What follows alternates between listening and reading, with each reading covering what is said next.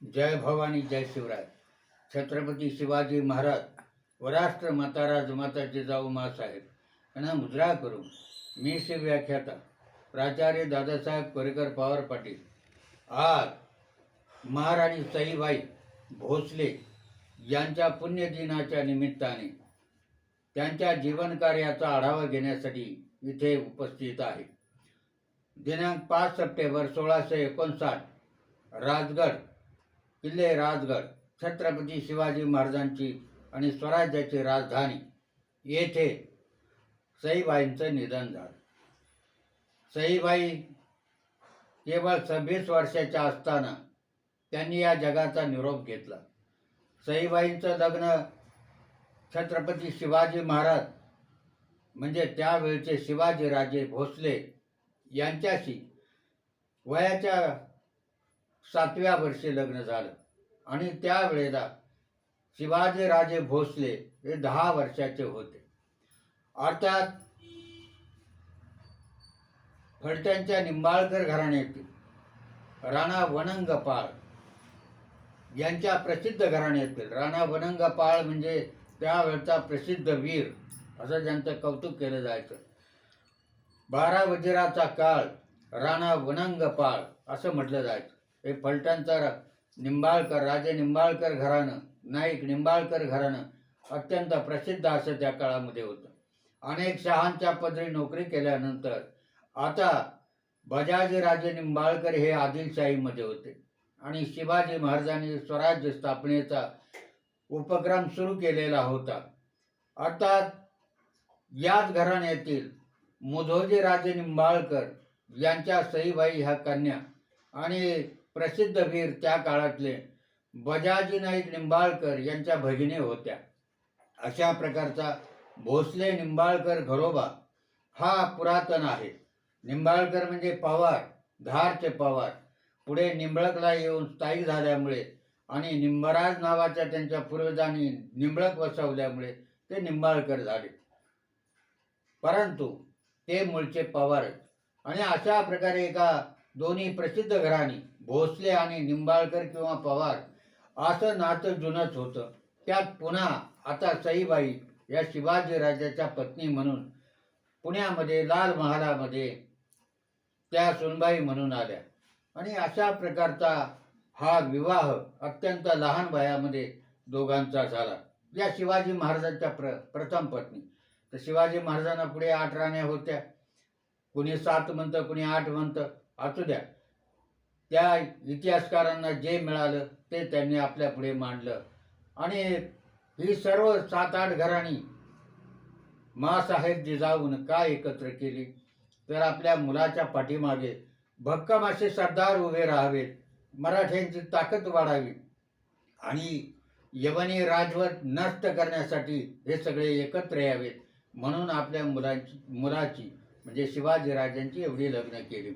अर्थात ती घराणी मोठी प्रसिद्ध होती. जसं मुंडव्याचं गायकवाड घराणं, नेताजी पालकरांच्या पुतणी पुतळीबाई हे शिरूर तालुका मध्ये तांदळीचं घराणं, अशा अनेक शिर्के राजे शिर्के म्हणून त्यांच्या घराण्यात केली आहे.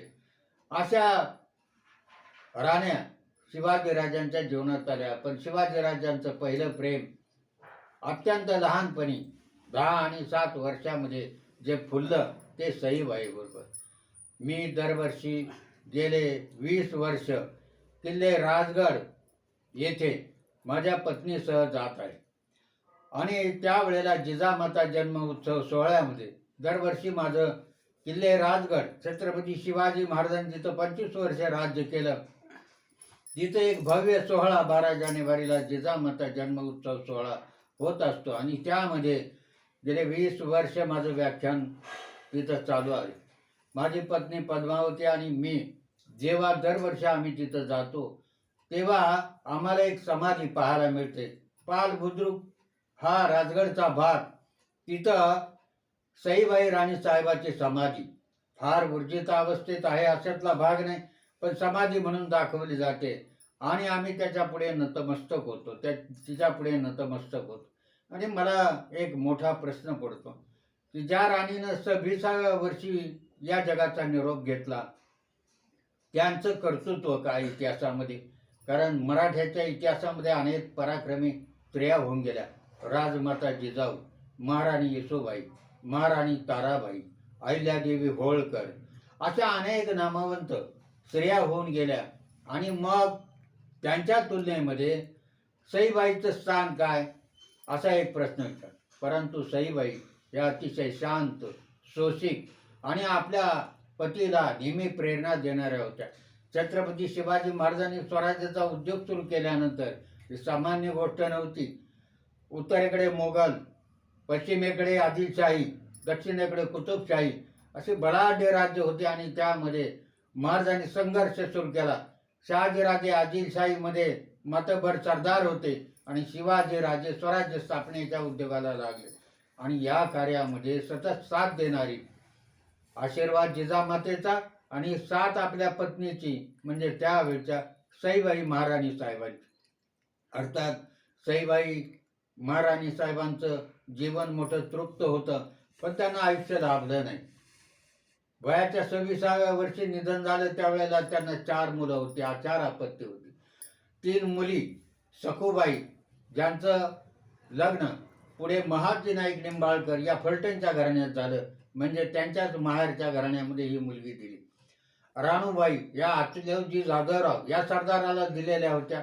हे घराणं भोईज तालुका भोईजमध्ये सातारा जिल्ह्यामध्ये स्थायिक झालेलं, पण हे मूळचं सिंदखेड राजाचं घराणं.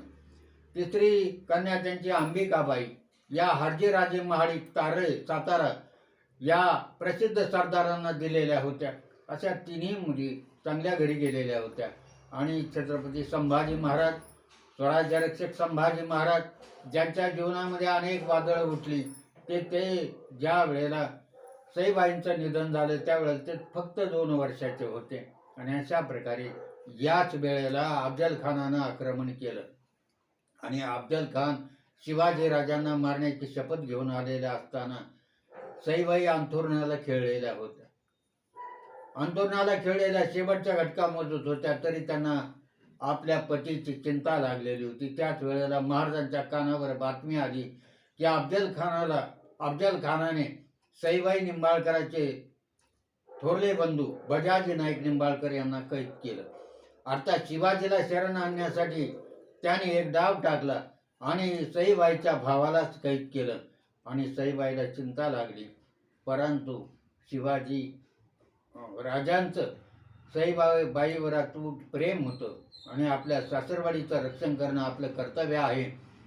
शिवाजी महाराजांनी नाईकजी पांढरे ह्या आदिलशाही सरदाराला मध्यस्थी करायला सांगितली आणि त्यानं सांगितलं की त्या अफजल खानाला, तो पेंडीचा गुरु आहे, त्याला काय खायला घालायचे ते घाला, किती पैसे पाहिजे ते द्या आणि बजाजी राजाची सुटका करा. आणि त्याप्रमाणे आपल्या पत्नीची शेवटची इच्छाही त्यांनी पूर्ण केली. सईबाईचे भाऊ सुखरूप महाराजांनी त्यांची सुटका केली. अशा प्रकारे पती पत्नीचं अत्यंत एकमेकावर प्रेम होतं.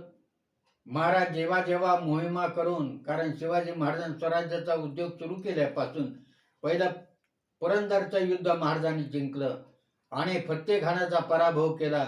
आणि सईबाईंना किती चिंता लागली असेल. त्यावेळेला सईबाई आणि सोयराबाई या 2च राण्या होत्या. सोयराबाई लहान होत्या, सईबाई जरा जाणत्या होत्या त्या काळामध्ये. आणि अशा वेळेला आपल्या पतीचा जीव धोक्यात असताना सईबाईला चिंता लागायची. आणि जेव्हा ते मोहीम जिंकून यायचे त्यावेळेला त्यांना आरती ओवाळण्यासाठी त्या पुढे उभे राहायच्या. अशा प्रकारचं जीवन त्यांचं गेलं. जावळीचा विजय केला, महाराजांनी जावळी जिंकली, त्याही वेळेला सईबाईला आनंद झाला. आणि इथपर्यंत शिवाजी महाराजांनी ज्या ज्या मोहिमा राबवल्या अफजल खानाच्या वधापर्यंतच्या, त्या मोहिमेला सईबाई महाराजांच्या प्रेरणास्थान झालेल्या दिसून येतात. परंतु नेमका अफजल खानाच्या वधाच्या काळामध्ये त्यांचं निधन झालं. इकडे सईबाई आजारी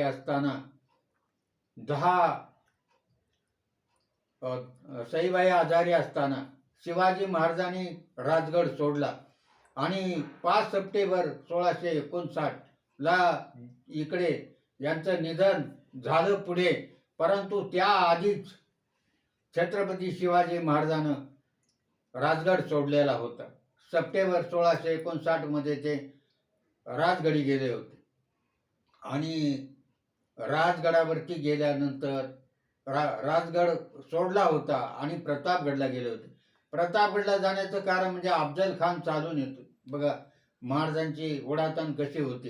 इकडे सईबाई अंतोरणाला खेळलेल्या होत्या, तरी सुद्धा त्यांनी महाराजांना शेवटचा निरोप दिला की मी आपण आला, सुखरूप आला तर मला आनंदच होईल.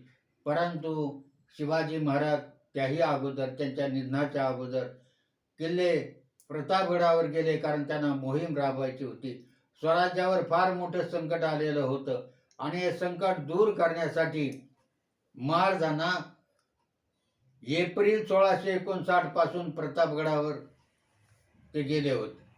अर्थात एप्रिलमध्ये गेलेले महाराज आणि सप्टेंबरमध्ये राजगडावर निधन पावलेल्या सईबाई यांच्या दोघांची पुन्हा भेट झालीच नाही. कारण अफजल खान वधाची तयारी करत असताना 10 नोव्हेंबर 1659 अफजल खान आणि महाराजाची भेट होणार होती आणि त्याच पूर्वी ही अशुभ बातमी महाराजांच्या कानावर आली की सईबाईंचं निधन झालं. आपल्या मनावरती काबू ठेवून, दगड ठेवून, काळजावरती असं म्हटलं जातं की त्यांनी ते दुःख सहन केलं आणि गेले 19 वर्षाचा संसार त्यांच्या डोळ्यापुढे उभा राहिला. कारण प्रत्येक मोहीम राबून आल्यानंतर सईबाई हजर राहायच्या स्वागतासाठी आणि आज अफजल खानाच्या भेटीला आपण जात आहोत. त्यावेळेला काय होईल ते सांगता येत नाही. परंतु आपण जरी राजगडावर गेलो तर सईबाई असतीलच, असणार नाही. असतीलच असं नाही तर असणारच नाहीत, कारण त्यांचं निधन 5 सप्टेंबरला झालं. तेव्हा अशा प्रकारच्या भावना मनामध्ये येत असताना त्या सगळ्या दाबून महाराजांनी अफजल खानाला सामोरं जायचं ठरवलं आणि 10 नोव्हेंबर 1659 महाराज अफजल खानाची भेट झाली. महाराजांनी अफजल खान ठार मारला. महाराजावर हल्ला करणाऱ्या अफजल खानाला महाराजांनी त्याचा पुतळा बाहेर काढून या जगातून नाहीसा केला आणि स्वराज्यावरचं फार मोठं संकट नाहीसं झालं. पण या वेळेला सईबाई त्यांच्या स्वागताला असणार नव्हत्या. इथपर्यंत हा इतिहास सांगितल्यानंतर मला एक गोष्ट नेहमी खटकायची की सईबाईंना केवळ 26 वर्षाचं आयुष्य लाभलं. 19 वर्षाचा संसार केला. संसार तर त्यांनी अत्यंत मनोभावी केला. जिजाऊ माँसाहेबाचं त्यांना पुन्हा पुन्हा चांगलं मार्गदर्शन लाभलं. एक प्रेमळ माता म्हणून केवळ शिवाजी राजांचेच नाही तर त्यांनी आपल्या सुनबाईलाही तसंच आपल्या मुलीप्रमाणे वागवलं. हे सगळं भाव विश्व कौटुंबिक झालं. परंतु शिवाजी महाराजांच्या इतिहासामध्ये, शिवचरित्रामध्ये सईबाईचं स्थान काय? तेव्हा निलिमा भावे यांच्या मराठा शिवकालीन स्त्रियांच्या अधिकार कक्षा या पुस्तकामध्ये मला एक उदाहरण परवा पाहायला मिळालं आणि ते म्हणजे मराठ्याचा इंग्रज इतिहासकार ग्रँड डफ यांनी त्यामध्ये एक सईबाईची नोंद केलेली मला आठवण पाहायला मिळाली. ती म्हणजे अशी, ते शिवाजीराजांनी स्वराज्य स्थापनेचा उद्योग सुरू केल्यापासून महाराजांनी पुण्याजवळचे सगळे किल्ले जिंकले. पुरंदर जिंकला, रोयडा जिंकला आणि त्यानंतर शेवटचा किल्ला जिंकला तो सिंहगड. आणि हे सगळे पुण्याजवळचे किल्ले जिंकल्यानंतर आदिलशाह खडबडून जागा झाला आणि त्यांनी शहाजीराजांना जाब विचारला आणि शहाजीराजांना आता काही सांगता येईना. मुलांनी तर स्वराज्याचा उद्योग सुरू केला, आतून त्यांचा हात होता, आशीर्वाद होताच जिजाऊ माँसाहेब आणि शहाजीराजांचा. आणि मग त्यांनी सांगितले की मुलगा माझा ऐकत नाही आणि पुढे अफजल खानाला मध्ये घालून आणि खान मोहम्मद अफजल खान वगैरे सरदारांना बाजी घोरपडे यांनी शहाजीराजांना कैद करून कैदेत ठेवलं आणि कैदेत ठेवल्यानंतर त्यांना अशा अंधार कोठडीत ठेवलं की तिथं फक्त एकच छिद्र होतं त्या अंधार कोठडीला. आणि आदिलशाह आणि शिवाजीराजाला निरोप पाठवला की तू जर मला शरण आला नाही, तू सर्व किल्ले परत केले नाहीस, आता मी शहाजी राजांना या अंधार कोठडीला ठेवलेले छिद्र तेही बंद करून टाकेन आणि तुझ्या वडिलांना शहाजी राजांना गुदमरून मरावं लागेल. काय तो विचार कर. आणि त्यावेळेला शिवाजी राजांनी असं ठरवलं की आता शरण जायचं. परंतु त्याच वेळेला सईबाईनं त्यांना सल्ला दिला. अर्थात पहा, हा सल्ला किती मोलाचा होता. आणि हे मी सांगत नाही, मराठ्यांचा इतिहासकार ग्रँड डफ सांगतोय की तिने सल्ला दिला सईबाईनं की राजे, समजा तुम्ही शरण गेला आणि राज्य हा उद्योग तुम्ही समाप्त केला आणि आदिलशहाची शरणागती पत्करली, तर तो तुमच्या शब्दाला जागेल याची खात्री काय? उद्या तोही तुम्ही शरण जाल, राज्यही जाईल आणि शहाजी राजांनाही तो मारून टाकेल. आणि ही गोष्ट शिवाजीराजांच्या लक्षात आली. तेव्हा सईबाईने सल्ला दिला की तुम्ही शहाजीराजांची, आबासाहेबांची सुटका करण्यासाठी एकच उपाय करा की दिल्लीपती औरंगजेबाचे वडील त्यावेळेला शहाजहान बादशाह होता दिल्लीचा, त्यांना सांगा की आम्ही तुमच्याकडे सरदार म्हणून नोकरीत येतो आणि आमच्या वडिलांच्या आणि सुटका करा. आणि असा दबाव आणा की जेणेकरून आदिलशहाला ते ऐकावंच लागेल. अर्थात मोगलाई ही भक्कम होती आणि आदिलशहाला त्यांचं म्हणणं नाकारणं कठीण होतं. त्यामुळे शिवाजीराजानं ते केलं आणि शहाजहान बादशहानं आदिलशहाला हुकूम दिला की शहाजीराजे आमचे मनसबदार आहेत, शिवाजीराजे आणि शहाजीराजे आमचे मनसबदार आहेत. तुम्ही शहाजीराजाची सुटका बऱ्या बोलाने करा, नाहीतर आम्हाला आक्रमण करावं लागेल. आणि ही बाब जेव्हा आदिलशहाच्या लक्षात आली की आता ही सामान्य गोष्ट नाही, उद्या मोगलाई जर चालून आली तर आपलं टिकणार नाही.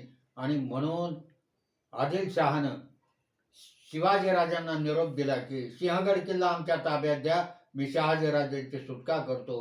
आणि सोनोपंत डबीरानं सल्ला दिला की महाराज, ते मोठे सल्लागार होते महाराजांचे, सोनोपंत डबीर म्हणाले वडिलांच्या सुटकेसाठी एक किल्ला दिला म्हणून काय होतं.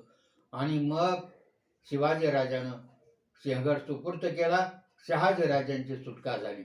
या पाठीमागची जी प्रेरणा होती, या पाठीमागचा जो सल्ला होता, तो सईबाईंनी दिला.